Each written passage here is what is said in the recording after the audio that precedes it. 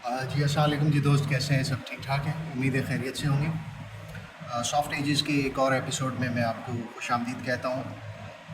गुज़िश्ता कई दिनों से हम कोशिश कर रहे हैं कि कॉम्पिटिटिव एग्ज़ाम्स जिनमें सीएसएस हो, पीएमएस हो या सीसीई हो, या फिर जो दूसरे दोस्त हैं जो टीचर्स टेस्ट के लिए तैयारियां कर रहे हैं, उनमें सबसे इम्पॉर्टेंट कंपोनेंट जो होता है वो होता है essay, English essay. So, since we have been preparing for long about various topics on essays, and so far during my 11 lectures, 11 lectures में से मैंने सबसे पहले फोकस किया है vocabulary के ऊपर। So, vocabulary के ऊपर फोकस करने की सबसे बड़ी वजह ये होती है कि you should have clear ideas about writing essay and have different words in minds, कि एक जगह पर ज़रूरी नहीं है कि आप एक जगह पर एक ही लफ्ज़ को यूज़ करें बार बार। नफासत यही होती है और शाइस्तगी यही होती है कि आपको एक उर्दू वर्ड हो या एक आइडिया हो, उसके बारे में मुख्तलिफ अल्फाज जहन में हों और उनको आप मल्टीपल टाइम्स यूज़ कर सकें अकॉर्डिंग टू द कॉन्टेक्स्ट। ठीक है, तो इसी चीज़ को कैरी ऑन हम करते हैं। इंग्लिश ऐसे मैंने आपसे ज़िक्र किया था कि we will start our efforts about writing English essay. तो ये एक ऐसे आपको अपने सामने नज़र आ रहा होगा कि populism and the politics of emotions over reason, ये एक शेयर हुआ था सोशल मीडिया के ऊपर कि ये एक टॉपिक है जिसके ऊपर ऐसे लिखना है। Now just imagine you are given an opportunity to write an essay but you don't have enough words in mind। आपके जहन में इतने अल्फाज नहीं आ रहे कि इस टॉपिक के ऊपर लिखें क्या। सो द पॉइंट इज़ कि if you have words vocabulary in mind तो आप उसको कैरी फॉरवर्ड कर सकते हैं। ठीक है, तो कोई भी ऐसे लिखने से पहले अब since we have been confronted with this essay, तो अब जब सबसे पहले ज़रूरी है कि हम ऐसे है क्या उसके ऊपर डिस्कस कर सकें। ठीक है जी, तो ऐसे है क्या, ऐसे बुनियादी तौर पर ऐसे जो है ना वो जब हम कोई भी लिखते हैं तो लिखने के जो है ना तरीक़ेकार होते हैं। So we should clearly be very well aware that what is difference between just writing your thoughts in a diary and writing an essay. हम अपने ख़यालात को डायरी में लिखना स्टार्ट करते हैं तो उसमें और एक प्रॉपर ऐसे में क्या फ़र्क होता है। तो जवाब इसका ये होगा कि ऐसे जो है वो एक स्ट्रक्चर्ड तरीक़ाकार है, हम अपने आइडियाज़ को एक्सप्रेस कर सकें और ताकि जब जब दूसरे पढ़ें तो उसको समझ सकें, अंडरस्टैंड कर सकें एंड बी कन्विंस्ड कि वाकई हाँ ये जो लिखा हुआ है वो वाकई कायल कर सके हमें कि बिल्कुल ठीक लिखा हुआ है, या जो हमें आइडियाज़ दिए जा रहे हैं सामने हमें हमारी तरफ they are thrown towards us are very convincing. ठीक है, अच्छा अगर हम ऐसे को डेफिनेशन तो सभी मांगते हैं, बच्चा हो या बड़ा हो, कि भाई ठीक है ये तो आपकी एक एक्सप्लेनेशन ठीक हो गई, तो ऐसे को एक्सप्लेन कैसे करेंगे। तो अगर हम ऐसे को एक्सप्लेन करना चाहें तो ऐसे इसको एक्सप्लेन करने का तरीका ये होगा, it is an piece of writing that gives you your opinion. ठीक है, और इट एक्सप्लेन्स द आइडिया। ठीक है, या फिर आप यूँ कह सकते हैं कि tells about a topic in an organized way. तो ये जो लास्ट पार्ट था organized way, this is the essence, ये इसका जो है ना निचोड़ है कि आप जो भी लिखें वो ऑर्गेनाइज्ड यानी मुनज़्ज़म अंदाज से लिखा गया। ठीक है, सो ये एक डेफिनेशन हो गई वर्ड ऐसे की कि हम लिख जो रहे हैं वो क्या है एक्चुअली। तो अब जब भी आप ऐसे लिखते हैं तो ऐसे के होते हैं बेसिकली 3 पार्ट्स होते हैं। ठीक है, 3 पार्ट्स कौन कौन से होते हैं? 3 बेसिक पार्ट्स होते हैं इसके। 3 बेसिक पार्ट्स में आप सबसे पहले आप इसको ले सकते हैं इंट्रोडक्शन। ठीक है जी, फर्स्ट पार्ट है इसका। इंट्रोडक्शन में क्या क्या होता है? इंट्रोडक्शन में आप पहले पैराग्राफ में आप पर्पस देते हैं कि आप क्यों लिख रहे हैं, मकसद क्या है आपका लिखने का। ठीक है, पर्पस इसका क्या होता है, मकसद जो आपका होना चाहिए वो ये होना चाहिए कि you have to catch the readers attention and introduce the topic, कि आप ना सिर्फ पढ़ने वाले का ध्यान अपनी तरफ मबजूल कराएं बल्कि टॉपिक के बारे में इंट्रोडक्शन भी दें। फॉर एग्ज़ाम्पल अगर कोई यूँ कह लें कि बहुत सादा सा है, टीचर्स टेस्ट है, चाहे वो IBA का टेस्ट हो या IBA शक्कर में हो रहा हो या कहीं भी हो रहा हो, पाकिस्तान के तूल अर्ज़ में कहीं भी हो रहा हो, एक ऐसे आ गया जस्ट इम्पोर्टेंस ऑफ एजुकेशन, तो आप क्या लिखेंगे? तो you might start with the quote that education is a passport to the future, for tomorrow belongs to those who prepare for it today.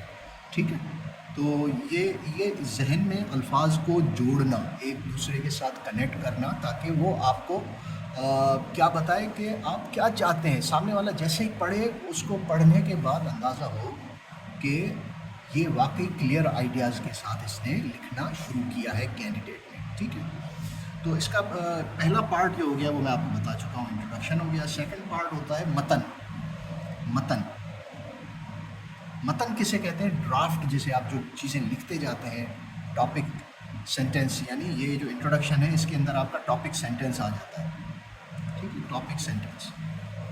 या जैसे दूसरे कुछ लोग, कुछ टीचर्स जो हैं वो कैपिटल सेंटेंस भी कहते हैं। कैपिटल सेंटेंस कहते हैं सबसे बड़ा सेंटेंस, यानी वही इसका पूरा निचोड़ होता है कि आप लिखना क्या चाहते हैं। तो फर्स्ट पार्ट इंट्रोडक्शन हो गया, सेकंड पार्ट हो गई बॉडी हो गई। बॉडी के अंदर यूजुअली जो है ना वो हम कोशिश करते हैं कि मुख्तलिफ आइडियाज़, एक्सप्लेनेशंस, एग्जाम्पल्स और so on and so forth. You can say 3 to 4 paragraphs are enough for a limited kind of essay. देखें, we are not just right now talking about CSS kind of essays. हम सिर्फ essay की बात कर रहे हैं कि CSS का essay जिसमें नंबर ऑफ वर्ड्स भी बयान किए गए हों कि इतने अल्फाज पर मुश्तमिल essay लिखना है, तो हम उसकी फ़िलहाल बात नहीं कर रहे, हम सिर्फ essay की बात कर रहे हैं कि essay में होता क्या है। इंट्रोडक्शन, जिसके लिए आप जो है एक पैराग्राफ यूज़ कर सकते हैं। एक पैराग्राफ के अंदर 3 से 4 सेंटेंसेस होने चाहिए, maximum 3 is enough. Body paragraph में 3 से 4 पैराग्राफ्स होने चाहिए, ठीक है। उसके अंदर हर पैराग्राफ के अंदर क्या होना चाहिए इसका, से फॉर एग्जाम्पल, उम्मीद है आपको नज़र आ रहा होगा। हर पैराग्राफ के अंदर 1 मेन आइडिया होना चाहिए जिसको आप सपोर्ट करते हुए आगे ले जाएं, ठीक है। 1 मेन आइडिया यहाँ ले जाते हैं इस तरफ, ठीक है। से फॉर एग्जाम्पल आप 3 पैराग्राफ्स लिख रहे हैं, ठीक है, तो पैरा 1 में आप क्या लिखेंगे? पैरा 1 में आप लिखेंगे सिर्फ, अब जो यहाँ पर हमने इंट्रोडक्शन दिया था वो आपको याद होगा, इंपॉर्टेंस ऑफ एजुकेशन के हवाले से हम लिख रहे थे। तो पैराग्राफ 1 में क्या होगा? Education builds knowledge and skill, education builds knowledge and skill, ठीक है। अब ये एक आइडिया है, इसके ऊपर आपने पूरे पैराग्राफ को घुमाना है कि how education builds knowledge, how education builds skill, how knowledge. पहले इसके ऊपर वर्बोसिटी होगी, नफाजी आप करेंगे कि क्यों, कैसे, और उसके बाद एग्जाम्पल्स देंगे। देन आ जाता है पैरा 2। पैरा 2 का आइडिया अगर आप लेना चाहें तो एजुकेशन से और क्या फ़ायदा होता है? एजुकेशन से आपका जो है ना किरदार साजी होती है और आपको आपके अंदर नज़्म ज़ब्त आता है। So just in case you can से एजुकेशन शेप्स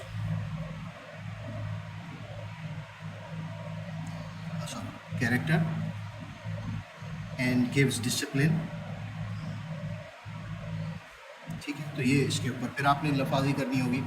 एंड देन मजमूई तौर पर देखें इस पूरे सिनेरियो को, एजुकेशन क्यों ज़रूरी है, तो कौमी सतह पर आप इसको ले जा सकते हैं पैरा 3 के अंदर। तो कौमी सतह पर ये ज़रूरी है, और इसके अगर हर शख्स तालीम याफ्ता होगा तो क्या होगा? कौम की तरक्की होगी। So education helps in national development, ठीक है जी। तो ये आपके लिए एक 3 पैराग्राफ्स पर मुश्तमिल क्या चीज़ हो गई, एक ऐसे का ढांचा स्टार्ट हो गया बनना, ठीक है।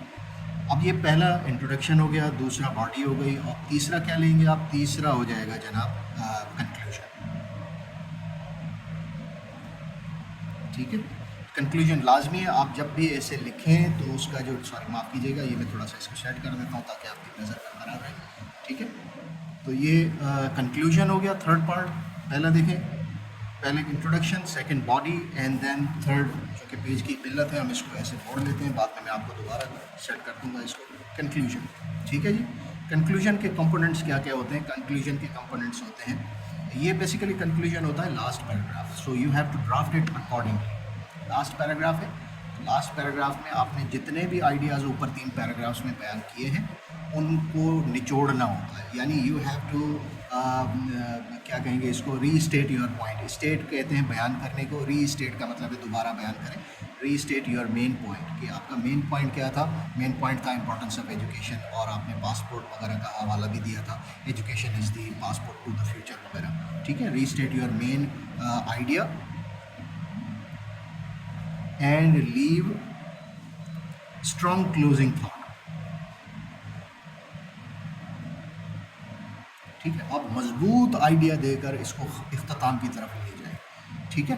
तो आप say for example in case if you are giving an kind of example then importance of education, it is a passport to the future, for tomorrow belongs to those who prepare for it today, वगैरह वगैरह। और उसके बाद builds knowledge, skills, shapes character, discipline and then national development। तो आप हमेशा जब भी आप इख्तिताम की तरफ ले जाएं किसी चीज़ को, तो कुछ टर्मिनोलॉजीज़ होती हैं। टर्मिनोलॉजीज़ कौन कौन सी होती हैं मैं आपको बता देता हूँ। Keeping in the view of above, ठीक है, मज़कूरा बाला की रोशनी में, मज़कूरा बाला को ध्यान में रखते हुए, ठीक है। इट इज़ देयरफॉर एविडेंट, ठीक है, लिहाजा देयरफॉर लिहाजा इट इज़ एविडेंट, ये वाज़ेह हो गया, ठीक है। इन व्यू ऑफ फोरगोइंग, फोर लफ्ज़ होता है, FORE, फोर का मतलब होता है जो पहले जो हम बयान कर चुके हैं, फोरगोइंग के पहले बयान करदा राय की रोशनी में, इन व्यू ऑफ, ठीक है। और उसके अलावा आप सिर्फ और सिर्फ देयरफॉर भी इस्तेमाल कर सकते हैं, लिहाजा, ठीक है। सो एग्जाम्पल में अगर आप इस पूरे को निचोड़ना चाहते हैं तो आप यूँ कह सकते हैं कि therefore simplest, education is not just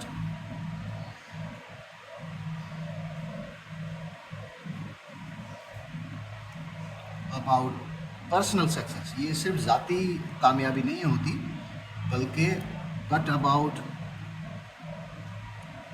building a better society, ठीक है।